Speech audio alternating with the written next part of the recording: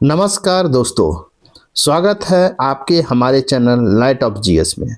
आज हम एडुटेरिया बुक का सेट प्रैक्टिस 10 लेकर आए हैं, जो आपकी तैयारी को और मजबूत करेगा। इस सेट में प्रश्नों का चयन परीक्षा पैटर्न के अनुसार किया गया है, ताकि आप अपनी कमजोरी पहचान सके और समय प्रबंधन सीख सके। वीडियो के अंत तक देखें, पहले खुद हल करने की कोशिश करें, फिर उत्तर का मिलान करें। अगर आपको वीडियो उपयोगी लगे तो लाइक, शेयर और चैनल को सब्सक्राइब कर दे। तो चलिए देखते हैं सेट नंबर 10। फर्स्ट क्वेश्चन है, एसी करंट को कैसे उत्पन्न किया जाता है। एसी करंट को कैसे उत्पन्न किया जाता है? तो आपको डायनेमो के द्वारा उत्पन्न किया जाता है। किससे? डायनेमो के द्वारा। इस प्रकार राइट आंसर आपका बी होगा। डायनेमो डीसी करंट जनरेटर और एसी करंट जनरेटर दोनों के रूप में कार्य करता है, जबकि ट्रांसफार्मर एक विद्युत उपकरण है जो एक दिए हुए इनपुट वोल्टेज को देता है और अलग आउटपुट वोल्टेज में बदल देता है। इस प्रकार राइट आंसर आपका बी होगा। प्रश्न संख्या 2 है, निम्नलिखित में से किस पदार्थ का उपयोग बर्तनों को चमकीला बनाने के लिए किया जाता है? तो निम्नलिखित किस पदार्थ का उपयोग बर्तनों को चमकीला बनाने के लिए किया जाता है? तो इसका राइट आंसर होगा जिंक ऑक्साइड का प्रयोग किया जाता है। इस प्रकार राइट आंसर आपका डी होगा। जिंक ऑक्साइड ZnO का प्रयोग बर्तनों को चमकीला बनाने में किया जाता है। इस प्रकार राइट आंसर आपका डी होगा। प्रश्न संख्या 3 देखेंगे, जनसंख्या में आनुवंशिक विभिन्नता का अंतिम स्रोत क्या है? जनसंख्या में आनुवंशिक विभिन्नता का अंतिम स्रोत क्या है? तो इसका राइट आंसर होगा उत्परिवर्तन है। क्या है? उत्परिवर्तन। इस प्रकार राइट आंसर आपका ए होगा। जब किसी जीन के डीएनए में कोई अस्थायी परिवर्तन होता है तो उसे उत्परिवर्तन या म्यूटेशन कहा जाता है। इस प्रकार राइट आंसर आपका ए होगा। नेक्स्ट प्रश्न संख्या 4 देखेंगे, डीएनए में कितने नाइट्रोजनी क्षार पाए जाते हैं? डीएनए में कितने नाइट्रोजनी क्षार पाए जाते हैं? तो इसका राइट आंसर होगा 4 पाए जाता, 4। इस प्रकार राइट आंसर आपका सी होगा। 4 नाइट्रोजन क्षार एडेनिन, थाइमिन, साइटोसिन और गुआनिन पाया जाता है। इस प्रकार राइट आंसर आपका सी होगा। नेक्स्ट प्रश्न संख्या 5 है, प्रोटीन संश्लेषण के दौरान किस प्रकार का आरएनए एमिनो एसिड में राइबोसोम में ले जाता है? प्रोटीन संश्लेषण के दौरान किस प्रकार का आरएनए एमिनो एसिड को राइबोसोम में ले जाता है? इसका राइट आंसर होगा टीआरएनए में ले जाता है। इस प्रकार राइट आंसर आपका बी होगा।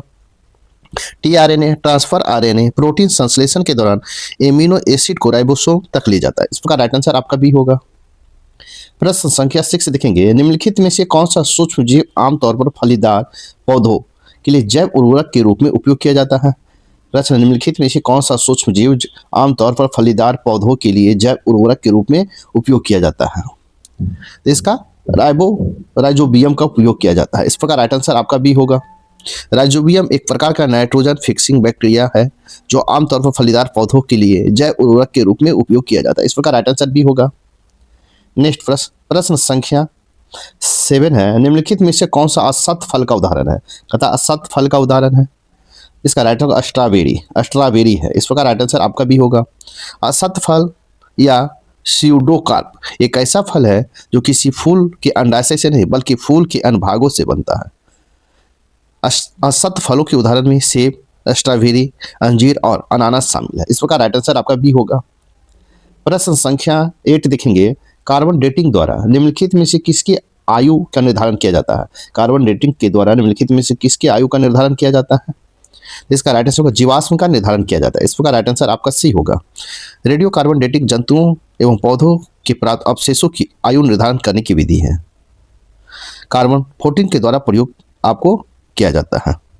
इस प्रकार राइट आंसर आपका सी होगा। प्रश्न संख्या 9 देखेंगे, निम्नलिखित में से कौन सा तत्व का उदाहरण नहीं है? तत्व का उदाहरण नहीं है। तो इसका राइट आंसर गैस तत्व का उदाहरण नहीं। इस प्रकार राइट आंसर आपका बी होगा।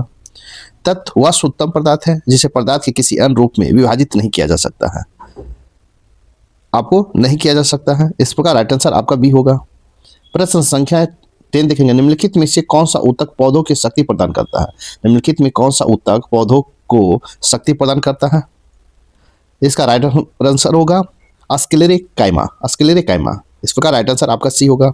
अस्क्लेरेकाइमा पौधे को ताकत प्रदान करता है। यह बीजों और मेवों के आवरण में तनों में सामान्य ऊतकों के आसपास पत्तियों की सिराओं में पाया जाता है। इस प्रकार राइट आंसर आपका सी होगा। नेक्स्ट प्रश्न संख्या 11 देखेंगे। प्रश्न संख्या 11 देखेंगे।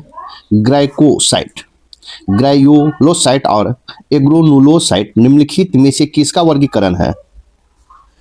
इसका राइट आंसर होगा श्वेत रक्त कोशिकाएं का। इस प्रकार राइट आंसर आपका ए होगा। ग्लिकोलोसाइट और एग्रेनुलोसाइट श्वेत रक्त कोशिकाओं का एक वर्गीकरण है। इस प्रकार राइट आंसर आपका ए होगा। प्रश्न संख्या 12 देखेंगे। किसी व्यक्ति के रक्त में यूरिया को अलग करके उसे साफ करने के लिए निम्नलिखित में से किस कृत्रिम प्रक्रिया का उपयोग किया जाता है? किसी व्यक्ति के रक्त से यूरिया अलग करके उसे साफ करने के लिए निम्नलिखित में से किस कृत्रिम प्रक्रिया का उपयोग किया जाता है? इसका राइट आंसर होगा डायलिसिस का प्रयोग किया जाता है। इस प्रकार राइट आंसर आपका सी होगा। नेक्स्ट प्रश्न संख्या 13 देखेंगे। अत्यंत संकीर्ण नलिकाओं का एक नेटवर्क जिसके माध्यम से धमनियां और नसें जुड़ी होती है क्या कहलाती है? अतः अत्यंत संकीर्ण नलिकाओं का एक नेटवर्क जिसके माध्यम से धमनियां और नसें जुड़ी होती है क्या कहलाती है? इसका राइट आंसर होगा कोशिकाएं कहलाती है। इस प्रकार राइट आंसर आपका बी होगा। कोशिकाएं शरीर के सबसे छोटी रक्त वाहिका है जो धमनियां और सिराओं को जोड़ती है और उसके धमनियों और सिराओं को जोड़ती है। इसका निर्माण बहुत पतली कोशिकाओं का एक परत होती है जिससे तरल पदार्थ और गैसों को आसानी से आदान प्रदान करता है। इस प्रकार राइट आंसर आपका बी होगा। प्रश्न संख्या 14 देखेंगे। दी गई ग्रंथियों में से कौन सी ग्रंथि नलिका रहित ग्रंथि है? इसका राइट आंसर हो जाएगा आपको अंतःस्रावी ग्रंथि। इस प्रकार राइट आंसर आपका सी होगा। अंतःस्रावी ग्रंथि, इस प्रकार राइट आंसर सी होगा। नेक्स्ट प्रश्न संख्या 15 देखेंगे। निम्नलिखित में से कौन रोगग्रस्त त्वचा सतहों के इलाज के लिए उपयोगी में आएगा? निम्नलिखित में से कौन रोगग्रस्त त्वचा सतहों के इलाज के लिए उपयोगी में आएगा? इसका राइट आंसर हो जाएगा एंटीसेप्टिक्स हो जाएगा। इस प्रकार राइट आंसर आपका भी होगा। एंटीसेप्टिक जीवित ऊतकों जैसे घाव, कट, अल्सर और रोगग्रस्त त्वचा के सतहों पर लगाए जाते हैं। एंटीसेप्टिक के उदाहरण में सोफोमाइसिन इत्यादि। इस प्रकार राइट आंसर भी होगा। प्रश्न संख्या 16 है। विद्युत परिपथ में फ्यूज की प्रकृति होती है। विद्युत परिपथ में फ्यूज की प्रकृति होती है। इसका राइट आंसर हो जाएगा आपको उच्च प्रतिरोधकता और कम गलनांक होती है। इस प्रकार राइट आंसर आपका भी होगा। नेक्स्ट प्रश्न संख्या 17 देखेंगे। माध्यम में ध्वनि की गति निर्भर करती है। तो आपको घनत्व पर निर्भर करती है। इस प्रकार राइट आंसर आपका ए होगा। ध्वनि की गति सीधे घनत्व पर निर्भर करती है या प्रकृति प्रसार की दिशा तीव्रता जैसे अन्य कारकों से स्वतंत्र है। इस प्रकार राइट आंसर आपका ए होगा। नेक्स्ट प्रश्न संख्या 18 है। 20 किलोग्राम द्रव्यमान का एक लकड़ी का गुटका 4 मीटर प्रति सेंटीमीटर स्क्वायर की दर से त्वरित होता है। ब्लॉक पर लगाए गए बल की गणना करें। तो इसका राइट आंसर होगा सी, 80 न्यूटन। इस प्रकार राइट आंसर आपका सी होगा। नेक्स्ट प्रश्न संख्या 19 देखेंगे। गोलीय दर्पण की फोकस दूरी होती है। तो आपको इसकी वक्रता त्रिज्या से आधे के बराबर होती है। इस प्रकार राइट आंसर आपका बी होगा। नेक्स्ट प्रश्न संख्या 20 देखेंगे। प्रश्न संख्या 20 है। उस प्रक्रिया का नाम बताइए जिसके द्वारा हम हवा से विभिन्न गैस प्राप्त कर सकते हैं। इसका राइट आंसर होगा आंशिक आसवन के द्वारा। इस प्रकार राइट आंसर आपका सी होगा। नेक्स्ट प्रश्न संख्या 21 देखेंगे। 1857 के विद्रोह में विद्रोही कब दिल्ली पर अधिकार करने में सफल रहे? 1857 के विद्रोह में विद्रोही कब दिल्ली पर अधिकार करने में सफल रहे? इसका राइट आंसर होगा 12 मई 1857 को। इस प्रकार राइट आंसर आपका सी होगा। नेक्स्ट प्रश्न संख्या 22 देखेंगे। राजा राम मोहन राय ने फारसी भाषा में मिरातुल अखबार का प्रकाशन आरंभ किया था। मिरातुल अखबार किस प्रकार का समाचार पत्र था? तो इसका राइट आंसर होगा साप्ताहिक समाचार पत्र था। इस प्रकार राइट आंसर आपका सी होगा। नेक्स्ट प्रश्न संख्या 23 देखेंगे। कलकत्ता से दिल्ली जब राजधानी को हस्तांतरित किया गया था उस समय भारत के गवर्नर जनरल वायसराय कौन थे? कलकत्ता से दिल्ली जब राजधानी को हस्तांतरित किया गया था उस समय भारत के गवर्नर जनरल या वायसराय कौन थे? इसका राइट आंसर होगा लॉर्ड हार्डिंग द्वितीय। इस प्रकार राइट आंसर आपका सी होगा। नेक्स्ट प्रश्न संख्या 24 देखेंगे। एशियाटिक सोसाइटी ऑफ बंगाल की स्थापना कब और किसने की थी? एशियाटिक सोसाइटी ऑफ बंगाल की स्थापना कब और किसने किया था? इसका राइट आंसर हो जाएगा आपको 1784 में विलियम जोन्स ने किए थे। 1784 में विलियम जोन्स। इस प्रकार राइट आंसर डी होगा। एशियाटिक सोसाइटी ऑफ बंगाल की स्थापना 1784 ईस्वी में विलियम जोन्स द्वारा किया गया था। इस प्रकार राइट आंसर आपका डी होगा। नेक्स्ट प्रश्न संख्या 25 देखेंगे। भारतीय ब्रह्म समाज के संस्थापक कौन थे? भारतीय ब्रह्म समाज के संस्थापक कौन थे? तो इसका राइट आंसर होगा केशव चंद्र सेन थे। इस प्रकार राइट आंसर आपका बी होगा। ब्रह्म समाज के विचारों को लेकर 1865 में केशव चंद्र सेन और देवेंद्रनाथ टैगोर के बीच विवाद उत्पन्न हो गया। इसके परिणाम स्वरूप केशव चंद्र सेन ने मूल ब्रह्म से अलग होकर 1866 में भारतीय ब्रह्म समाज की स्थापना किए थे। इस प्रकार राइट आंसर आपका बी होगा। प्रश्न संख्या 26 देखेंगे, तिब्बत पर नियंत्रण स्थापित करने की दृष्टि से यंग हस्बैंड अभियान दल को भारत के किस वायसराय गवर्नर जनरल ने भेजा था? तो इसका राइट आंसर हो जाएगा आपको लॉर्ड कर्जन ने। इस प्रकार राइट आंसर आपका बी होगा। नेक्स्ट प्रश्न संख्या 27 देखेंगे, किस देश का व्यापारिक कंपनी का नाम दस्तादो द इंडिया था? एस्तादो, किस देश की व्यापारिक कंपनी का नाम एस्तादो द इंडिया था? तो इसका राइट आंसर होगा पुर्तगाली का कंपनी का नाम था एस्तादो द इंडियन। इस प्रकार राइट आंसर आपका ए होगा। नेक्स्ट प्रश्न संख्या 28 देखेंगे, स्वामी विवेकानंद को आधुनिक राष्ट्रवादी आंदोलन का आध्यात्मिक पिता की संज्ञा किसने दी थी? स्वामी विवेकानंद को आधुनिक राष्ट्रवादी आंदोलन का आध्यात्मिक पिता की संज्ञा किसने दिया था? इसका राइट आंसर होगा सुभाष बोस ने दिए थे। इस प्रकार राइट आंसर आपका बी होगा। स्वामी विवेकानंद 1863 से 1902 में सुभाष बोस ने आधुनिक राष्ट्रवादी आंदोलन का आध्यात्मिक पिता की संज्ञा दिए थे। इस प्रकार राइट आंसर आपका बी होगा। नेक्स्ट प्रश्न संख्या 29 है, कैबिनेट मिशन के भारत आगमन के समय भारतीय राष्ट्रीय कांग्रेस के अध्यक्ष कौन थे? आपको कैबिनेट मिशन के भारत आगमन के समय भारतीय राष्ट्रीय कांग्रेस के अध्यक्ष कौन थे? इसका राइट आंसर होगा मौलाना अबुल कलाम आजाद थे। मौलाना अबुल कलाम आजाद। इस प्रकार राइट आंसर आपका बी होगा। मौलाना अबुल कलाम आजाद कैबिनेट मिशन के भारत आगमन के समय भारतीय राष्ट्रीय कांग्रेस के अध्यक्ष थे। इस प्रकार राइट आंसर आपका बी होगा। नेक्स्ट प्रश्न संख्या 30 देखेंगे। प्रश्न संख्या 30 है, मौर्य साम्राज्य के एक प्रांत दक्षिण पथ की राजधानी कहाँ थी? मौर्य साम्राज्य के एक प्रांत दक्षिण पथ की राजधानी कहाँ थी? तो आपको स्वर्णगिरी था। कहाँ था? स्वर्णगिरी। इस प्रकार राइट आंसर आपका सी होगा। मौर्य साम्राज्य द्वारा स्थापित मौर्य साम्राज्य 322 ईस्वी पूर्व से 185 ईस्वी पूर्व एक विशाल साम्राज्य था। शासन के सुगमतम पूर्वक संचालन के लिए पूरे साम्राज्य में 5 प्रांतों में विभाजित किया। एक प्रांत थे स्वर्णगिरी। इस प्रकार राइट आंसर आपका सी होगा। नेक्स्ट प्रश्न संख्या 31 देखेंगे। प्रश्न संख्या 31 देखेंगे, चोलों के अधीन ग्राम प्रशासन के बारे में बहुत सी सूचनाएं जिन शिलालेखों से प्राप्त हुए हैं वे कहाँ से प्राप्त हुए हैं? चोलों के अधीन ग्राम प्रशासन के बारे में बहुत सी सूचनाएं जिन शिलालेखों से प्राप्त हुए वे कहाँ से प्राप्त हुए हैं? तो इसका राइट आंसर हो जाएगा आपको उत्तर मेरू से प्राप्त हुआ है। इस प्रकार राइट आंसर आपका बी होगा। नेक्स्ट प्रश्न संख्या 32 देखेंगे। निम्नलिखित में से कौन सी रचना मध्यकालीन निम्नलिखित में कौन सी रचना मध्यकालीन संत तुलसीदास द्वारा नहीं लिखी गई है? तुलसीदास के द्वारा नहीं लिखी गई मध्यकालीन में। इसका राइट आंसर हो जाएगा साहित्य रत्न नहीं लिखा गया संत तुलसीदास के द्वारा। इस प्रकार राइट आंसर आपका भी होगा। आपको गोस्वामी तुलसीदास द्वारा महान मुगल सम्राट अकबर के समकालीन थे। उनका गणना मध्यकालीन भक्ति काल के शीर्ष कवियों में की जाती है। गोस्वामी तुलसीदास द्वारा रचित बर्मी प्रसिद्ध ग्रंथ है जिसमें 5 बड़े और 7 छोटे ग्रंथ हैं। बड़े ग्रंथों में आपको दोहलवी, गीतावली, कवितावली, रामचरितमानस और विनय पत्रिका शामिल किया गया है जिसमें आपको साहित्य रत्न नहीं। इस प्रकार राइट आंसर आपका हो जाएगा बी। नेक्स्ट प्रश्न संख्या 33 है, कोल्ड डेजर्ट जयमंडलीय सुरक्षित क्षेत्र किस राज्य में है? कोल्ड डेजर्ट जयमंडलीय सुरक्षित क्षेत्र किस राज्य में है? इसका राइट आंसर हो जाएगा आपको हिमाचल प्रदेश में है। इस प्रकार राइट आंसर आपका डी होगा। हिमाचल प्रदेश के स्पीति घाटी में स्थित भारत का शीत मरुस्थल बायोस्फीयर रिजर्व का सितंबर 2025 में यूनेस्को के विश्व नेटवर्क ऑफ बायोस्फीयर रिजर्व में शामिल होने वाला भारत का पहला शीत मरुस्थल नामित किया गया। इस प्रकार राइट आंसर आपका डी होगा। प्रश्न संख्या 34 है, चेरनोबिल परमाणु ऊर्जा संयंत्र किस देश में है? चेरनोबिल परमाणु ऊर्जा संयंत्र किस देश में स्थित है? तो आपको यूक्रेन में स्थित है। इस प्रकार राइट आंसर आपका सी होगा। चेरनोबिल परमाणु संयंत्र जो अब बंद है उत्तरी यूक्रेन में स्थित है। 26 अप्रैल 1986 को इस परमाणु ऊर्जा संयंत्र में सबसे विनाशकारी दुर्घटना हुई जिसके कारण बड़ी संख्या में रेडियोधर्मी पदार्थ वायुमंडल में फैल गया। उस समय यह परमाणु संयंत्र सोवियत संघ का हिस्सा था। इस प्रकार राइट आंसर आपका सी होगा। नेक्स्ट प्रश्न संख्या 35 है, भारत के पड़ोसी देशों एवं उसके राजभाषा में कौन सा युग्म सही नहीं पूछा है? तो इसका राइट आंसर होगा नेपाल हिंदी। ये आपका सही सुमेलित नहीं है। इस प्रकार राइट आंसर आपका डी होगा। नेपाल की सीमा रेखा भारत के साथ 1751 किलोमीटर लंबी है। यह राजभाषा नेपाली और मुद्रा नेपाली ही रुपया है। बाकी दिए युग्म सही सुमेलित है। इस प्रकार राइट आंसर आपका डी होगा। नहीं पूछा तो राइट आंसर डी होगा। प्रश्न संख्या 36 है, बिहार में फाग राग के गीतों की रचना का श्रेय किससे जाता है? बिहार के फाग राग के गीतों की रचना का श्रेय किससे जाता है? इसका राइट आंसर होगा नवल किशोर सिंह को जाता है। इस प्रकार राइट आंसर आपका सी होगा।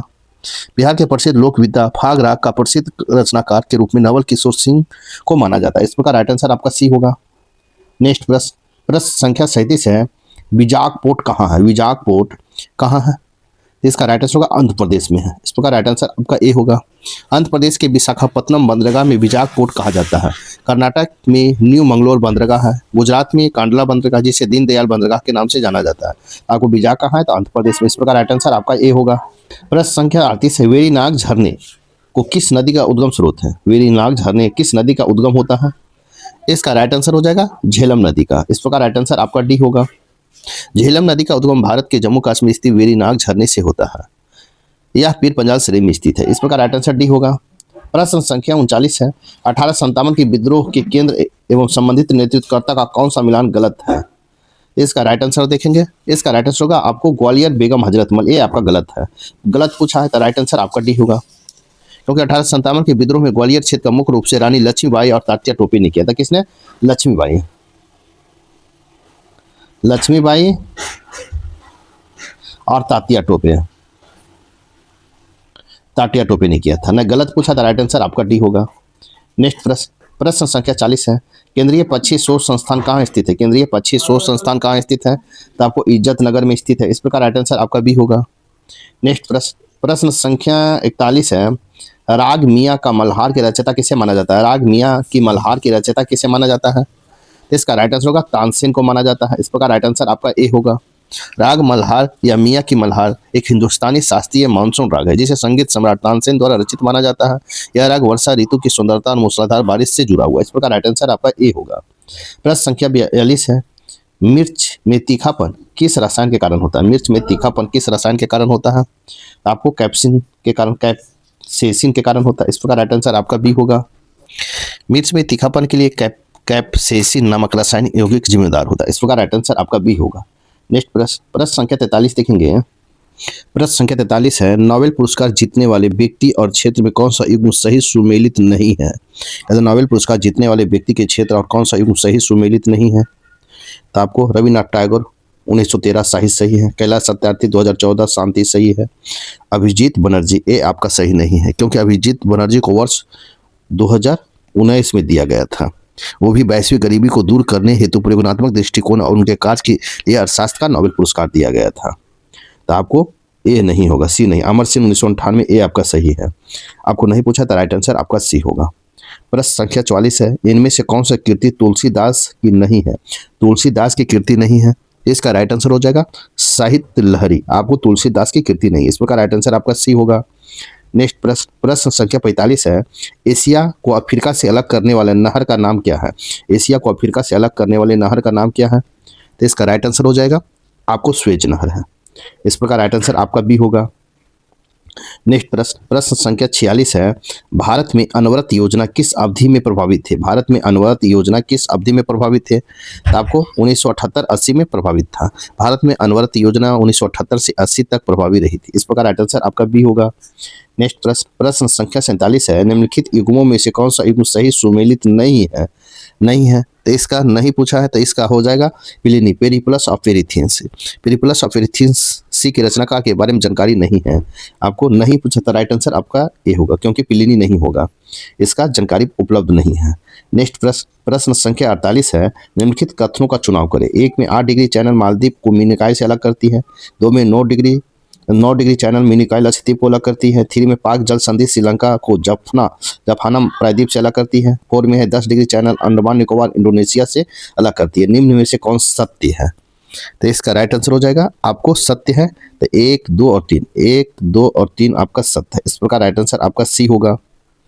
नेक्स्ट प्रश्न संख्या 49 देखेंगे। भारतीय हिमालय भारतीय क्षेत्र की सबसे ऊंची चोटी है। भारतीय हिमालय या भारतीय क्षेत्र की सबसे ऊंची चोटी कौन सा है? तो इसका राइट आंसर होगा कंचनजंगा। इस प्रकार राइट आंसर आपका डी होगा। भारतीय हिमालय की सबसे ऊंची चोटी कंचनजंगा 8598 मीटर है। यह भारत की सबसे ऊंची चोटी है, जो K2 है 8611 मीटर, लेकिन POK में है।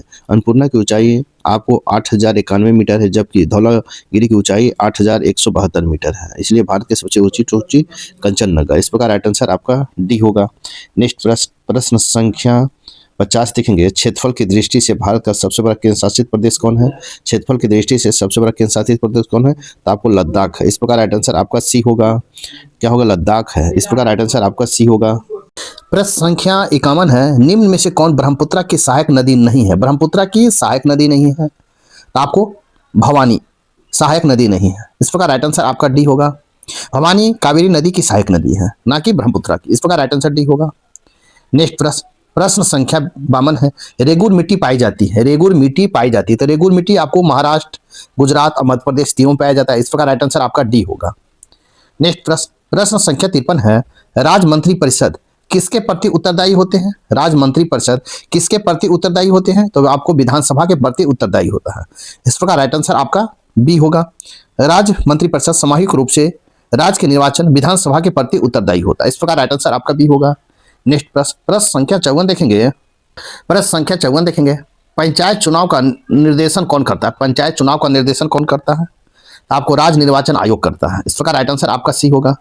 73वें संविधान संशोधन 1992 द्वारा अनुच्छेद 243 के तहत प्रत्येक राज्य में राज्य निर्वाचन आयोग की स्थापना की गई। राज्य निर्वाचन आयोग ही पंचायत चुनाव के निर्देशन, संचालन एवं नियंत्रण करता है। इस प्रकार राइट आंसर आपका सी होगा। प्रश्न संख्या 55 है, केंद्र राज्य के बीच शक्ति का बंटवारा किस अनुसूची के अंतर्गत निहित है? केंद्र राज्य के बीच का शक्ति का बंटवारा किस अनुसूची के अंतर्गत निहित है? इसका राइट आंसर हो जाएगा आपको 7वीं अनुसूची के अंतर्गत निर्मित है। इस प्रकार राइट आंसर आपका बी होगा। 7वीं अनुसूची के अंतर्गत 3 सूची बनाकर केंद्र सूची, राज्य सूची और समवर्ती सूची केंद्र राज्यों के बीच शक्तियों का बंटवारा किया गया। इस प्रकार राइट आंसर आपका बी होगा। नेक्स्ट प्रश्न, प्रश्न संख्या 56 देखेंगे। प्रश्न संख्या 56 देखेंगे, आपातकाल लागू होने पर लोकसभा की अवधि कितने दिनों तक बढ़ाई जा सकती है? आपातकाल लागू होने पर लोकसभा की अवधि कितने दिनों तक बढ़ाई जा सकती है? इसका राइट आंसर होगा एक बार में 1 वर्ष। इस प्रकार राइट आंसर आपका सी होगा, एक बार में 1 वर्ष के लिए। राष्ट्रीय आपातकाल अनुच्छेद 352 लागू होने पर संसद कानून बनाकर लोकसभा का कार्यकाल एक वर्ष के लिए बढ़ा सकती है, बशर्ते वह अवधि आपातकाल समाप्त होने के 6 महीने के अधिक नहीं हो सकता। इस प्रकार राइट आंसर आपका सी होगा। प्रश्न संख्या 57 देखेंगे, उपचुनाव कब कराया जाता है? आपको उपचुनाव कब कराया जाता है? तो कभी भी कराया जा सकता है। इस प्रकार राइट आंसर आपका सी होगा। जब कोई सरकार भंग हो जाती है उस समय जो चुनाव होते हैं उसे उपचुनाव कहते हैं। इसका कोई निश्चित सीमा निर्धारित नहीं है। इस प्रकार राइट आंसर आपका सी होगा। प्रश्न संख्या 58 है, भारत की नागरिकता अधिनियम कब लागू हुआ? भारत का नागरिकता अधिनियम लागू कब हुआ? आपको 1955 में लागू हुआ। इस प्रकार राइट आंसर आपका ए होगा। संसद द्वारा संविधान के अनुच्छेद 11 के तहत नागरिकता अधिनियम 1955 में पारित हुआ था। इस प्रकार राइट आंसर आपका ए होगा। नेक्स्ट प्रश्न संख्या 56 देखेंगे। प्रश्न संख्या 56 है, लोक नियोजन में अवसर का भेदभाव का निषेध किस अनुच्छेद के अंतर्गत आता है? लोक नियोजन में अवसर का भेदभाव का निषेध किस अनुच्छेद के अंतर्गत आता है? इसका राइट आंसर अनुच्छेद 16 के 2 के अंतर्गत आता है। इस प्रकार राइट आंसर आपका डी होगा। अनुच्छेद 16 के 2 के अंतर्गत धर्म, मूलवंश, जाति, लिंग, उद्भव, जन्मस्थान, निवास या उनमें किसी एक के आधार पर सरकारी नौकरियों में भेदभाव नहीं किया जाएगा। इस प्रकार राइट आंसर आपका डी होगा। नेक्स्ट प्रश्न संख्या 60 देखेंगे, राष्ट्रपति का कार्यकाल कब से शुरू होता है? राष्ट्रपति का कार्यकाल कब से शुरू होता है? तो आपको इनमें से कोई नहीं है। इस प्रकार राइट आंसर आपका डी होगा। राष्ट्रपति का कार्यकाल उसी दिन से शुरू हो जाता है जब वह संविधान द्वारा निर्धारित शपथ ग्रहण करता है। इस प्रकार राइट आंसर आपका डी होगा। नेक्स्ट प्रश्न संख्या 61 है, 9वां आईसीसी पुरुष T20 विश्व कप का संबंध में कौन सा कथन सत्य है? इसका राइट आंसर होगा कौन सा कथन सत्य है? राइट होगा उपयुक्त में सभी। इसका आयोजन यूएई वेस्ट इंडीज में किया गया। भारत ने दूसरी बार यह खिताब जीता। Player of the tournament Jasprit Bumrah बने। इस प्रकार राइट आंसर आपका डी होगा, सभी होगा। नेक्स्ट प्रश्न संख्या 62 है, आईसीसी अंडर 19 क्रिकेट विश्व कप 2024 का आयोजन किस देश में किया गया? आईसीसी अंडर 19 क्रिकेट विश्व कप 2024 का आयोजन किस देश में किया गया है? इसका राइट आंसर होगा दक्षिणी अफ्रीका में किया गया। इस प्रकार राइट आंसर आपका सी होगा। आईसीसी अंडर 19 क्रिकेट विश्व कप 2024 का आयोजन श्रीलंका में होने वाला था, लेकिन बाद में दक्षिणी अफ्रीका में आयोजित किया गया। इस प्रकार राइट आंसर आपका सी होगा। नेक्स्ट प्रश्न संख्या 63 देखेंगे, 17वें पेरिस ओलंपिक खेलों के बारे में असत्य कथन को पहचाने। असत्य कथन को पहचानने का है 17वें पेरिस ओलंपिक खेलों के बारे में। आपको अवनी लेखरा रजत पदक प्राप्त किया, ये आपका गलत है। आपका डी राइट होगा। असत्य है तो राइट डी होगा। ए और बी और सी सही है, जबकि अवनी लेखरा ने महिला 10 मीटर एयर राइफल स्टैंडिंग में स्वर्ण पदक जीती है, ना कि क्या जीती है? स्वर्ण पदक जीती है। अब गलत पूछा तो राइट आंसर आपका डी होगा। नेक्स्ट प्रश्न, प्रश्न संख्या 64 है। छठा बिम्स्टेक शिखर सम्मेलन का आयोजन कहाँ किया गया है? छठा बिम्स्टेक शिखर सम्मेलन का आयोजन कहाँ किया गया है? इसका राइट आंसर होगा बैंकॉक में किया गया। इस प्रकार राइट आंसर आपका ए होगा। छठा बिम्स्टेक शिखर सम्मेलन का आयोजन 2025 में बैंकॉक थाईलैंड में आयोजित किया गया। इस प्रकार राइट आंसर आपका ए होगा। नेक्स्ट प्रश्न, प्रश्न संख्या 65 देखेंगे। प्रश्न संख्या 65 है। बिहार का पर्यटक सूचना केंद्र कहाँ खोला जा रहा है? बिहार का पर्यटक सूचना केंद्र कहाँ खोला जा रहा है? तो आपको वाराणसी में खोला जा रहा है। इस प्रकार राइट आंसर आपका ए होगा। बिहार का पर्यटक सूचना केंद्र वाराणसी के काशी विश्वनाथ मंदिर चौक स्थित इंपीरियल भवन में खोला जाएगा। बिहार सदन नई दिल्ली में भी बिहार पर्यटक से संबंधित जानकारियां प्राप्त की जा सकती है। इस प्रकार राइट आंसर आपका ए होगा। नेक्स्ट प्रश्न, प्रश्न संख्या 66 है। निसार NISAR निसार उपग्रह का संबंध में क्या असत्य है? असत्य पूछा तो राइट आंसर होगा यह प्रत्येक 15 दिनों में हाई रेजोल्यूशन डेटा प्रदान करता है। ये आपका असत्य गलत है। इस प्रकार राइट आंसर आपका डी होगा। प्रत्येक 12 दिनों में पृथ्वी पर भूमि की परिवर्तन की निगरानी के लिए हाई रेजोल्यूशन डेटा भेजेगा। यह dual band synthetic aperture radar L band S band सारे इसका प्रक्षेपण श्री हरिकोटा से किया गया है। इस प्रकार राइट आंसर आपका डी होगा। नेक्स्ट प्रश्न, प्रश्न संख्या 67 है। COP 30 का आयोजन कहाँ किया जाना है? तो इसका राइट आंसर हो जाएगा आपको बेलम में किया जाए, बेलम में किया जाना। इस प्रकार राइट आंसर आपका सी होगा। संयुक्त राष्ट्र जलवायु परिवर्तन सम्मेलन हर साल आयोजित होती है। COP 29 2024 में बाकू अजरबैजान में, COP 28 2023 दुबई में और COP 30 बेलम ब्राजील में 2025 में होना तय है। इस प्रकार राइट आंसर आपका सी होगा। नेक्स्ट प्रश्न, प्रश्न संख्या 68 है। योजना और संबंधित राज्य का मिलान करना है। तो आपको ए में है विथुट वन रोपण योजना, तो इसका हो जाएगा केरल में है। 2 में है प्रतिज्ञा योजना, तो आपको प्रतिज्ञा योजना बिहार में चलाया जा रहा है। 3 में सुभद्रा योजना, तो सुभद्रा योजना का हो जाएगा आपको 4 उड़ीसा हो जाएगा। और 4 में है रायथू भरोसा योजना, तो तेलंगाना हो जाएगा। इस प्रकार आपका राइट आंसर 1 का 2, 2 का 3 और 3 का 4 और 4 का ए होगा। इस प्रकार राइट आंसर आपका ए होगा। नेक्स्ट प्रश्न, प्रश्न संख्या 69 है। 8वां वेतन आयोग अपनी रिपोर्ट कितने महीने के भीतर प्रस्तुत करेगा? 8वां वेतन आयोग अपनी रिपोर्ट कितने महीने के अंदर प्रस्तुत करेगा? तो इसका राइट आंसर हो जाएगा आपको 18 महीने के अंदर प्रस्तुत करेगा। इस प्रकार राइट आंसर आपका बी होगा। 8वां वेतन आयोग अक्टूबर 2025 में मंजूरी मिली है। यह आयोग 18 महीने में अपनी रिपोर्ट प्रस्तुत करेगा। इन आयोग का अध्यक्ष रंजन देसाई को बनाया गया है। इस प्रकार राइट आंसर आपका बी होगा। प्रश्न संख्या 70 है। वर्ष 2025 में ACO का शिखर सम्मेलन कहाँ संपन्न हुआ है? ACO का शिखर सम्मेलन कहाँ संपन्न हुआ है? तो इसका राइट आंसर होगा तियानजिन में। इस प्रकार राइट आंसर आपका डी होगा। चीन के तियानजिन में आयोजित 25वें एशियाई शिखर सम्मेलन 2025 को भारत की ओर से भारत के प्रधानमंत्री ने भाग लिया। इस प्रकार राइट आंसर आपका डी होगा। नेक्स्ट प्रश्न संख्या 71 है। भाला फेंक F64 प्रतिस्पर्धा में पुरुष के फाइनल में स्वर्ण पदक जीतने वाली खिलाड़ी कौन बने हैं? भाला फेंक F64 स्पर्धा में पुरुष के फाइनल में स्वर्ण पदक जीतने वाले खिलाड़ी कौन बने हैं? इसका राइट आंसर होगा आपको सुमित अंतिल बने। इस प्रकार राइट आंसर आपका ए होगा। नेक्स्ट प्रश्न संख्या 72 है। हाल में टाटा मोटर्स का MD या CEO किसे नियुक्त किया गया है? टाटा मोटर्स का MD CEO किसे नियुक्त किया गया है? इसका राइट आंसर होगा शैलेश चंद्रा को नियुक्त किया गया। इस प्रकार राइट आंसर आपका सी होगा। नेक्स्ट प्रश्न संख्या 73 है। एशिया कप 2025 का फाइनल मैच कहाँ खेला गया?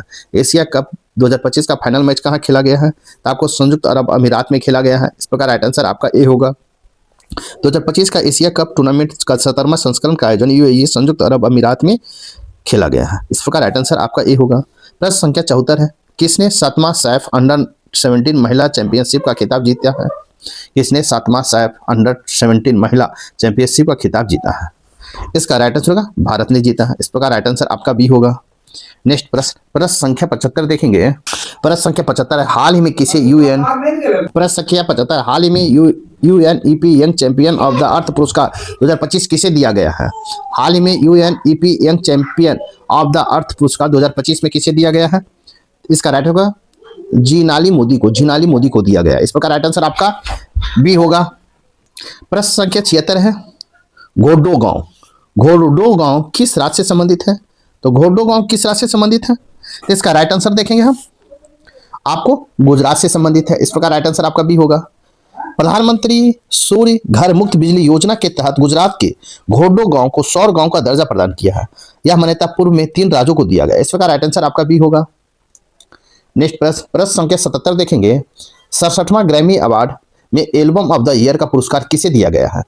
67वां ग्रैमी अवार्ड में एल्बम ऑफ द ईयर का पुरस्कार किसे दिया गया है? तो इसका राइट आंसर होगा आपको काउ बॉय कॉटर को दिया गया। इस प्रकार राइट आंसर आपका ए होगा। 67वें अवार्ड ग्रैमी अवार्ड में एल्बम ऑफ द ईयर का पुरस्कार बेयंसे को उनके एल्बम काउ बॉय कॉटर को दिया गया। इस प्रकार राइट आंसर आपका ए होगा। प्रश्न संख्या 78 है। मई 2025 में आए शक्ति चक्रवात का नामकरण किस देश ने किया है? मई 2025 में आए शक्ति चक्रवात का नामकरण किस देश ने किया है? इसका राइट आंसर हो जाएगा आपको भारत ने किया है। इस प्रकार राइट आंसर आपका बी होगा। इसका राइट आंसर हो जाएगा आपको किसने किया है? तो राइट आंसर होगा श्रीलंका ने किया है, श्रीलंका ने। इस प्रकार राइट आंसर आपका सी होगा। चक्रवात शक्ति 2025 बंगाल के खाड़ी में एक मजबूत चक्रवात था। श्रीलंका ने इस चक्रवात का नाम शक्ति दिया। इस प्रकार राइट आंसर आपका सी होगा। प्रश्न संख्या 79 है। किस टीम द्वारा पहला महिला T20 ब्लाइंड वर्ल्ड कप जीता गया है? किस टीम द्वारा पहला महिला T20 ब्लाइंड वर्ल्ड कप जीता गया है? इसका राइट आंसर हो जाएगा आपको भारत ने जीता। इस प्रकार राइट आंसर आपका ए होगा। इंडियन विमेंस ब्लाइंड क्रिकेटिंग में कोलंबो में पहला विमेंस T20 वर्ल्ड कप का खिताब जीता है। भारत ने फाइनल में नेपाल को 7 विकेट से हराया। इस प्रकार राइट आंसर आपका ए होगा। नेक्स्ट प्रश्न संख्या 80 है। प्रधानमंत्री नरेंद्र मोदी ने भारत के पहले गहरे पानी के कंटेनर ट्रांसशिपमेंट पोर्ट का उद्घाटन कहाँ किया है? प्रधानमंत्री नरेंद्र मोदी ने भारत के पहले गहरे पानी के कंटेनर ट्रांसशिपमेंट पोर्ट का उद्घाटन कहाँ किए? इसका राइट आंसर होगा आपको विंझिम में, विझजम में। इस प्रकार राइट आंसर आपका ये होगा। विझिजम अंतर्राष्ट्रीय बंदरगाह भारत का पहला गहरे जल का ट्रांसशिपमेंट पोर्ट है, जिसे कंटेनर और बहुउद्देशीय कार्गो के लिए डिजाइन किया गया है। यह पोर्ट केरल के तिरुवनंतपुरम में स्थित है। इस प्रकार राइट आंसर आपका ए होगा। नेक्स्ट प्रश्न संख्या 81 है। आपको जहां मैथ और रीजनिंग है वहां आपको आंसर बता दिया जाएगा, इसे स्वयं बना ले। साथ ही मेरे वीडियो को लाइक कीजिए, शेयर कीजिए, चैनल को सब्सक्राइब नहीं किए हैं तो सब्सक्राइब कर ले। तो देखेंगे प्रश्न संख्या 81, इसका राइट आंसर होगा 64। इस प्रकार राइट आंसर सी होगा। नेक्स्ट प्रश्न संख्या 82 देखेंगे, इसका राइट आंसर होगा 12 मिनट। इस प्रकार राइट आंसर डी होगा। नेक्स्ट प्रश्न संख्या 83 देखेंगे, इसका राइट आंसर होगा 80। इस प्रकार राइट आंसर आपका सी होगा। नेक्स्ट प्रश्न संख्या 84 देखेंगे, प्रश्न संख्या 84 देखेंगे, इसका राइट आंसर होगा डी 45:56। इस प्रकार राइट आंसर ए होगा। नेक्स्ट प्रश्न संख्या 85 देखेंगे, इसका राइट आंसर हो जाएगा 18,500। इस प्रकार राइट आंसर ए होगा। नेक्स्ट प्रश्न संख्या 86 देखेंगे, इसका राइट आंसर होगा 1/3। इस प्रकार राइट आंसर ए होगा। नेक्स्ट प्रश्न संख्या 87 देखेंगे, इसका राइट आंसर होगा 80 लीटर। इस प्रकार राइट आंसर बी होगा। नेक्स्ट प्रश्न संख्या आपको 88 देखेंगे, इसका हो जाएगा 16 दिन। इस प्रकार राइट आंसर डी होगा। नेक्स्ट प्रश्न संख्या 89 देखेंगे, प्रश्न संख्या 89 देखेंगे, इसका राइट आंसर होगा 1078 सेंटीमीटर क्यूब। इस प्रकार राइट आंसर ए होगा। नेक्स्ट प्रश्न संख्या 90 देखेंगे, इसका राइट आंसर होगा 17। इस प्रकार राइट आंसर बी होगा। नेक्स्ट प्रश्न संख्या आपको 91 देखेंगे, इसका राइट आंसर होगा 9। इस प्रकार राइट आंसर ए होगा। प्रश्न संख्या 92 है, मैं वहां होकर आया हूं, वाक में अपव्यय शब्द कौन सा है? इसका राइट आंसर होगा वहां है। इस प्रकार राइट आंसर आपका बी होगा। नेक्स्ट प्रश्न संख्या 93 देखेंगे, प्रश्न संख्या 93 है, निम्नलिखित में से किस शब्द में व्यंजन संधि है? किस शब्द में व्यंजन संधि है? इसका राइट आंसर होगा इनमें से सभी में है। इस प्रकार राइट आंसर आपका डी होगा। नेक्स्ट प्रश्न संख्या 94 देखेंगे, क्वेश्चन नंबर 94 है, change the narration and the selected the correct option. इसका राइट आंसर हो जाएगा आपको, राइट आंसर हो जाएगा आपको हो जाएगा B. The told of that he thought the said heard the coming down the stairs. इस प्रकार राइट आंसर आपका बी होगा। नेक्स्ट प्रश्न संख्या 95 देखेंगे, प्रश्न संख्या है, सेलेक्टेड द मोस्ट ऑपरेंटल option to translate to given Hindi sentence into English. वे सब आपके कर्म को व्यस्त होंगे। इसका राइट आंसर हो जाएगा आपको, राइट आंसर ए हो जाएगा। They will busy the three on work. इस प्रकार राइट आंसर आपका ए होगा। नेक्स्ट प्रश्न संख्या 96 है, किस देश का जीवन स्तर सब किससे माना, किसी देश का जीवन स्तर किससे माना जाता है? इसका राइट आंसर हो जाएगा आपको प्रति व्यक्ति आय से माना जाता है। इस प्रकार राइट आंसर आपका बी होगा। प्रश्न संख्या 97 है, एक क्रेता एक हो और विक्रेता अनेक हो तो उस स्थिति में क्या कहा जाता है? तो उस स्थिति में क्या कहा जाता है? तो एक क्रेताधिकार कहा जाता है, एक क्रेताधि अधिकार कहा जाता है। इस प्रकार राइट आंसर बी होगा। नेक्स्ट प्रश्न संख्या 98 है, मजदूरों की वास्तविक आय का मापदंड क्या है? मजदूरों की वास्तविक आय का मापदंड क्या है? इसका राइट आंसर हो जाएगा आपको एक नियत समय में उसकी उत्पादकता में परिवर्तन। इस प्रकार राइट आंसर आपका ए होगा। नेक्स्ट प्रश्न संख्या 99 है, औसत राजस्व का क्या अर्थ है? औसत राजस्व का अर्थ क्या है? इसका राइट आंसर होगा बेची हुई सीमांत इकाई से प्राप्त राजस्व। बेची हुई सीमांत इकाई से प्राप्त राजस्व। इस प्रकार राइट आंसर आपका सी होगा। नेक्स्ट प्रश्न संख्या 100 है, आर्थिक लगान से क्या आशय है? आर्थिक लगान से क्या आशय है?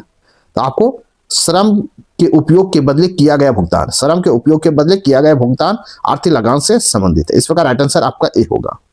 आपका सेट नंबर 10 यहीं पर समाप्त होता है। साथ ही वीडियो को लाइक कीजिए, शेयर कीजिए, चैनल को सब्सक्राइब नहीं किए हैं तो सब्सक्राइब कर ले। मेरा वीडियो कैसा लगे आप कमेंट बॉक्स में अपना सलाह जरूर दें। तो नेक्स्ट वीडियो मिलते हैं, तब तक के थैंक यू, धन्यवाद, जय हिंद, जय भारत।